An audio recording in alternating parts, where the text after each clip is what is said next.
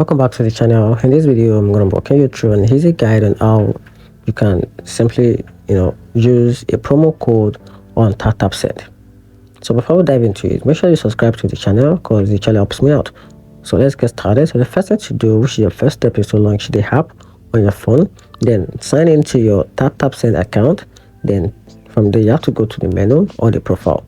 So tap the menu or the profile icon from wherever angle it is located, then select or enter the promo code or any referral code. Then after that, type your valid promo code exactly as given to you. Then you can also apply the code. So for you to be able to apply the code, tap apply or submit to activate the code. So you can as well as check the confirmation. So you will see a message confirming the promo code is applied.